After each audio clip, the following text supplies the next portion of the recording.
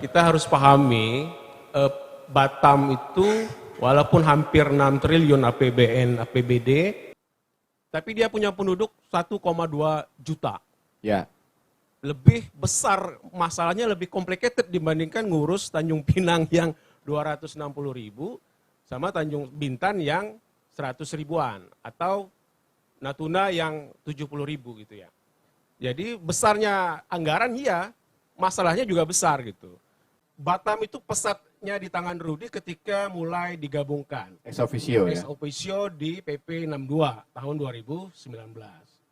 Nah, disitulah seorang wali kota bisa mensejalankan programnya dengan kebijakan di BP Batam. Nah, sekarang 2019 ketika PP 62 digabung, wali kota menjabat ex officio kepala BP.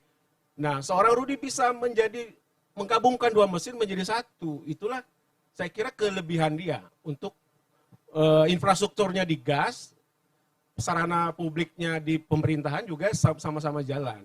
Maka ketika tahun 2020 COVID, kita kaget gitu. Sekali pergi ke Batam tahun 2022, ini kok bisa berubah seperti itu. Tapi nanti kalau di provinsi mesinnya cuma satu loh.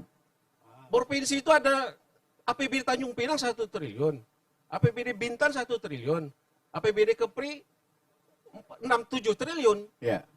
Ya harusnya bisa. Kalau Tanjung Pinang kan ya pengelolaannya bupati. Ya kan ada 3 mesin di satu pulau itu.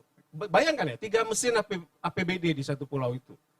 Saya kira kalau kebijakan pemerintahannya pro kepada infrastruktur, maka Tanjung Pinang dan Bintan akan lebih dahsyat berubahnya. Masalahnya, kepala daerah kita lebih suka pencitraan, bagi-bagi bansos. Sehingga uangnya menguap, nggak nampak peninggalan-peninggalannya. Nah, ini yang membedakan dengan Batam dengan 6 kabupaten di Kepri itu.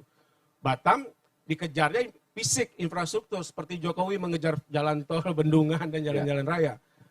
Nah, di daerah lain ya di mana-mana APBD itu kan 40-60 lah. 40-nya habis untuk pegawai, sisanya baru dialokasikan untuk pembangunan.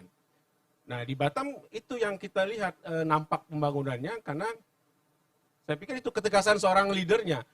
Jadi kebijakan fiskal yang disebutkan Pak Bismar tadi memang sekarang siapa yang punya lobby kuat di Jakarta? Ada janji ke politik Ansar Ahmad misalnya ya macam-macam lah. Dan itu kan belum terwujud. Nah, sementara di Batam itu kita dari pesawat saya sudah mulai nampak gitu perubahannya. Jadi saya pikir ini memang soal rasional pemilih saya kira juga tidak rasional juga karena semuanya di pemilu yang serba brutal 2024 itu nggak ada rasional gitu.